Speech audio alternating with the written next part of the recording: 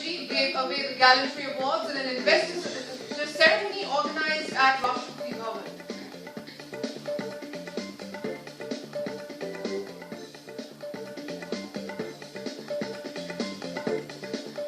Finance Minister P. Chidambaram addresses National Editors Conference, says opening of FDI and other measures has created new employment opportunities.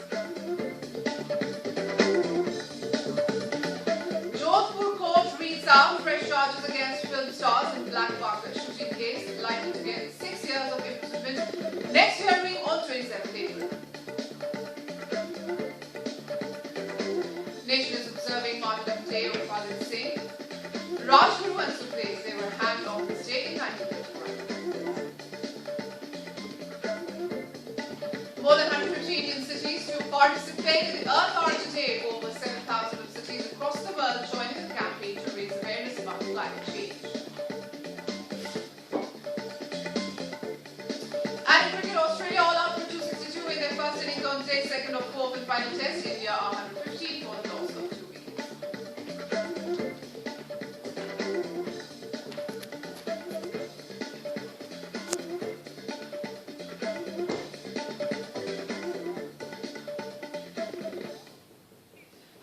Warm welcome to GG News. You're with me, Jabaki Bortapur. First, let's take a look at the top story. Now, President Ravi Mukherjee today presented the Gallantry Awards at the Defence Investiture.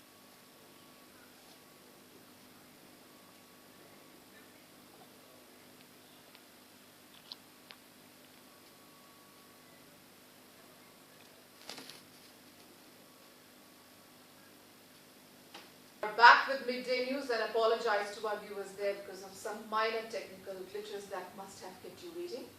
Now moving on to the Earth Hour, more than 150 Indian cities will participate in the Earth Hour today, joining over 7,000 of their counterparts across the world in raising awareness about climate change and its impact.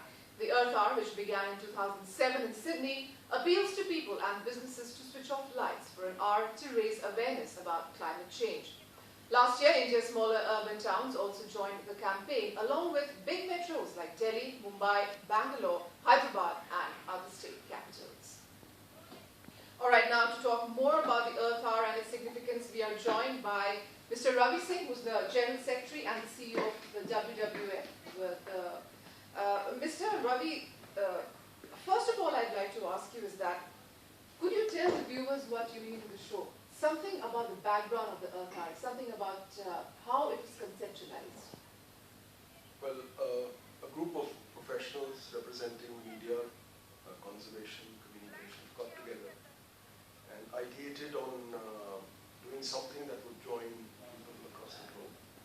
And this was the beginnings of, this happened in Sydney, the beginning of Earth Hour.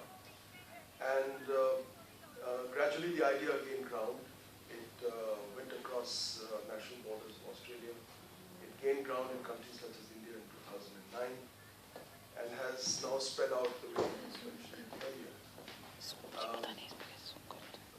Very importantly, it has two factors. One is it is an open platform, so anybody could take that on, and it's not necessary that it has to go through an organization or institution. Anyone could take on that action. Secondly, it is a symbolic action for switching off lights 1 hour in the evening, and it is a non-obtrusive action, so it doesn't sort of get in your way of your exams, for instance, if you go through exams. So basically it began in Sydney in 2007. It was an initiative taken, a worldwide initiative, basically participation, and as we just spoke right now, around 152 countries, 7,000 cities, etc. But I would like to ask you, Mr. Ravi, a very straightforward question. What's the connection between switching off the lights and climate change? Because most of the viewers who are tuned in right now, most of the people who would be switching off the lights in the evening would think that perhaps it has something to do with electricity, saving of electricity, etc. So, can you explain to the viewer what is this link that we have between switching it off and climate change? Well, quite often, when the discussions on climate change go on, common people find it difficult to come forward and contribute. Equally, there needs to be an action or some kind of a movement internally whereby by symbolizing a certain thing, you start thinking or catalyzing your mind into getting knowledge about something. So this is an action that leads to some thought as to what we are doing. Why can't we live with less? Why can't we be more environmentally conscious? And because energy is such a big contributor to this whole process of understanding greenhouse gases and emissions and contribution of it. So this is a direct connection to that aspect. It's a direct connection. It is a in the sense that it's symbolical. People will sit back and think about it, that they should conserve energy, etc. At the same time, it is something that you should connect up through your knowledge and your thinking process to the way the natural environment is being affected. Yeah, that's a very interesting point, Mr. Ravi, and I would really like you to elaborate that, so that I would also get enlightened and people tuning in would get enlightened. That what are these significant changes that are taking place in the climate, so to speak? We hear about climate change, and we think about that how it is affecting globally. Is it global warming? Is it freezing? Is it because Hurricane Sandy taking place because of climate change, etc.? So what are these significant changes, according to you, that are necessitating these kind of global movement towards conservation? See, I'll just be a little cautious here to say that not all extreme events are related to climate change. They cannot, the correlation, we still are studying this in the world of science, so that's a little further out.